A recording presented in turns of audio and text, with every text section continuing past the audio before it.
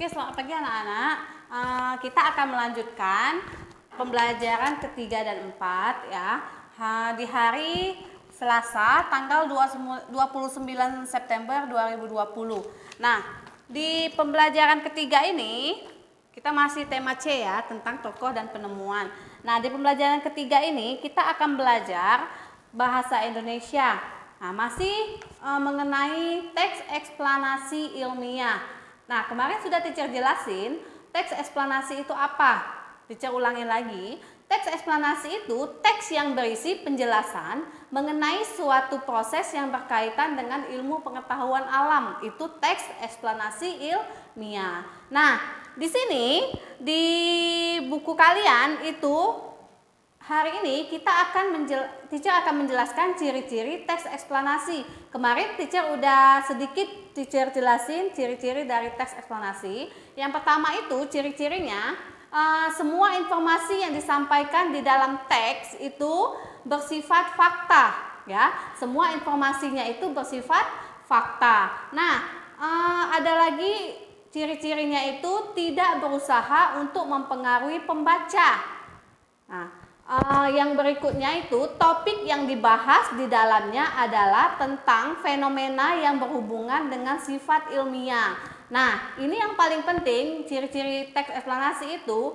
Teks eksplanasi itu memiliki 3 struktur. Nah, ya, memiliki 3 struktur. Nah, 3 struktur itu yang pertama itu adalah pernyataan umum.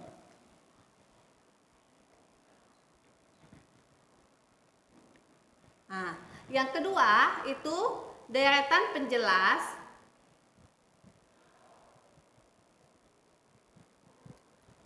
Yang terakhir itu kesimpulan. Nah, ini merupakan ciri-ciri teks eksplanasi, memiliki 3 struktur. Yang pertama itu adalah pernyataan umum, deretan penjelas, dan kesimpulan. Nah, bisa kalian buka buku kalian di halaman 17. Di halaman 17. Nah, di sini pernyataan umum. Pernyataan umum itu sebagai paragraf yang berisi informasi singkat mengenai topik permasalahan yang akan dibahas di teks tersebut. Itu informasi singkatnya, Nak. Ya.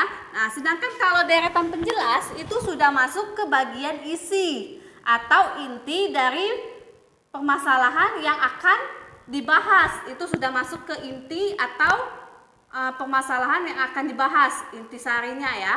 Nah, sedangkan kesimpulan itu biasanya terdapat di akhir teks. Nah, di akhir teks dan berisi pendapat singkat penulis mengenai topik yang dibahas. Itu kesimpulan. Kesimpulan itu biasanya berada di akhir teks. Nah, di sini sudah ada teks tentang teks eksplanasi yang berjudul asal-usul permainan bola voli.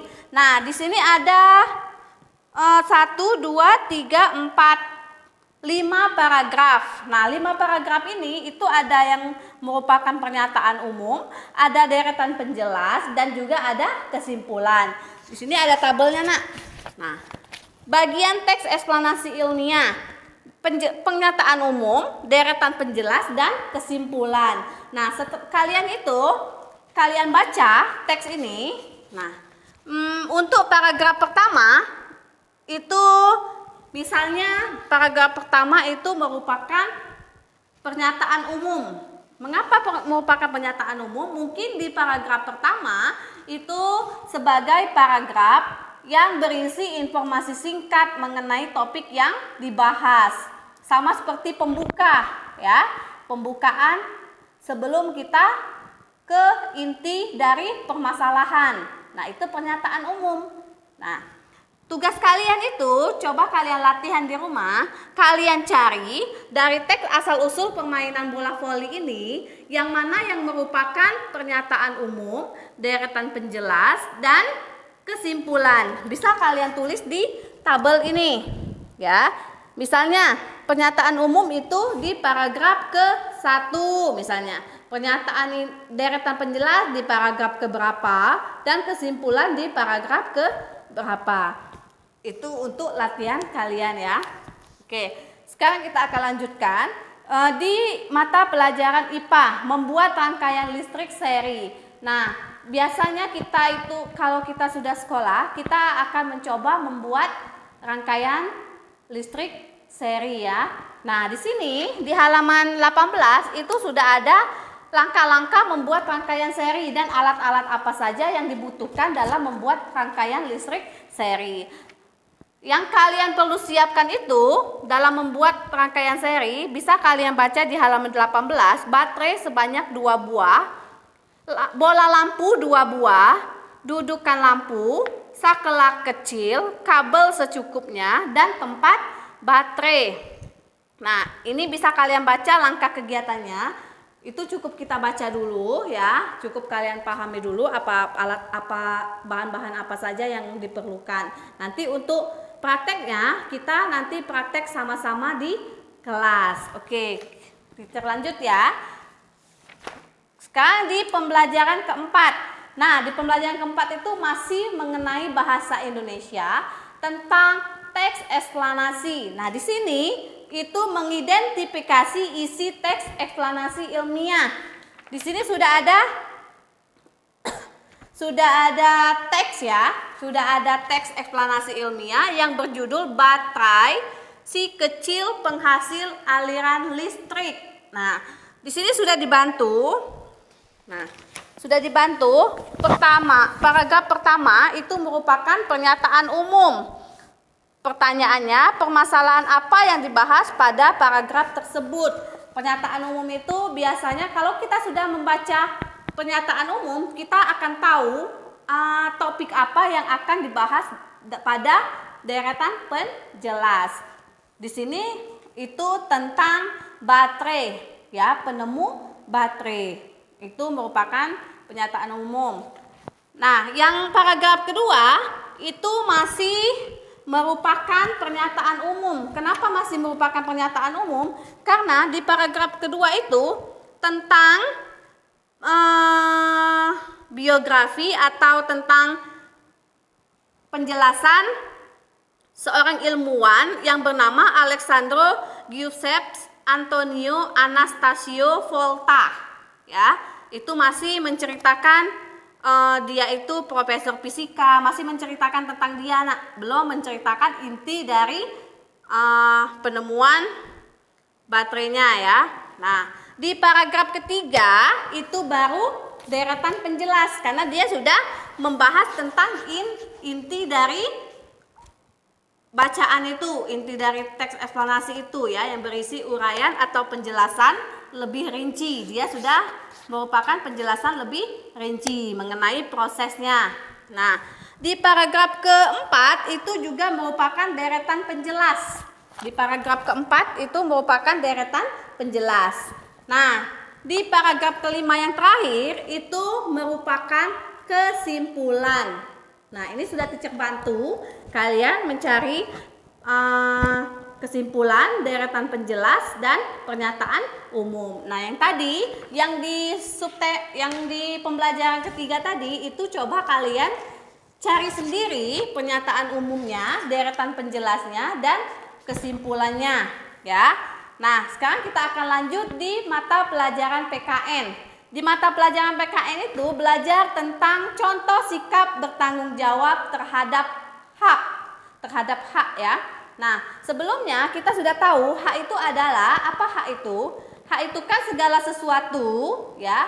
Hak itu segala sesuatu yang harus kita peroleh sejak lahir hingga sekarang ya, yang harus kita dapatkan itu hak ya. Nah, sedangkan apa itu tanggung jawab? Tanggung jawab apa ya? Tanggung jawab itu tugas atau kewajiban yang harus dilaksanakan oleh seseorang. Tanggung jawab itu harus kita laksanakan ya. Nah, di sini di sini ada ya. Contoh bertanggung jawab terhadap hak. Kenapa kita harus bertanggung jawab terhadap hak kita? Ya. Nah, di situ kita harus bertanggung jawab terhadap hak hak yang kita miliki harus dilakukan dengan tanggung jawab agar hak yang kita miliki tersebut tidak merugikan orang lain. Misalnya contohnya hak siswa ya. Misalnya hak siswa itu hak kalian ya, mendapatkan ilmu dan pelajaran dari guru ya. Nah, sebagai bentuk tanggung jawab kalian itu harus belajar dengan giat agar mendapatkan pelajaran yang diberikan oleh guru. Nah, itu kalian itu sudah mendapatkan hak. Nah, dan kalian juga harus bertanggung jawab terhadap hak tersebut. Jangan sudah mendapatkan hak tetapi kalian tidak bertanggung jawab terhadap hak itu ya. Nah, contoh yang lain, misalnya hak sebagai warga ya, hak di masyarakat ya. Misalnya hak warga menggunakan fasilitas umum seperti taman misalnya. Nah, sebagai bentuk tanggung jawabnya itu kita sebagai warga harus menjaga fasilitas yang diberikan tersebut agar tetap bersih dan aman ya. Karena sudah dikasih hak, sudah diberikan, kita harus menjaganya biar kita itu melatih tanggung jawab. Walaupun kita melakukan itu mendapatkan hak, kita juga harus bertanggung jawab terhadap hak yang telah kita dapatkan. Nah, di halaman 24 itu ada contoh tanggung jawab terhadap kebersihan meja belajar. Dibacakan ya. Ayah membelikan Nina sebuah meja belajar. Meja tersebut juga dilengkapi dengan lampu yang membantu Nina saat belajar di rumah. Nina meletakkan alat tulisnya di atas meja. Setiap malam Nina menggunakan meja belajar tersebut untuk belajar atau mengerjakan pekerjaan rumah. Meja belajar tersebut merupakan salah satu hak yang Nina peroleh dari orang tuanya. Nah, Nina itu haknya itu sudah didapatkannya itu mendapatkan meja belajar dari orang tuanya. Nah, Nina memperoleh hak mendapatkan fasilitas untuk belajar. Nina harus bertanggung jawab merawat hak yang sudah diperolehnya. Setiap selesai belajar, Nina merapikan meja belajar. Nah, Nina sudah bertanggung jawab terhadap hak yang diperoleh dia. Dia mendapatkan meja belajar. Nah, dia setelah menggunakan meja belajar tersebut, dia merapikannya. Itu merupakan contoh tanggung jawab ya terhadap hak Nina. Tak lupa, Nina juga mematikan lampu belajarnya saat sudah tidak digunakan. Nina sangat senang mendapatkan meja belajar. Meskipun hal tersebut merupakan hak yang semestinya ia peroleh, Nina juga bertanggung jawab untuk merawat meja belajar tersebut. Nah, Nina itu sudah melakukan tanggung jawab terhadap hak yang telah dia dapatkan. Nah, sama seperti kalian, ketika kalian itu sudah mendapatkan hak, kalian juga harus tanggung jawab terhadap hak yang telah kalian peroleh ya. Jangan sudah dapat hak kalian semena-menanya saja ya. Oke, mungkin cukup di situ penjelasan teacher pada hari ini. Apabila teacher ada salah kata, teacher mohon maaf. Sampai jumpa, ketemu di hari berikutnya. Selamat pagi.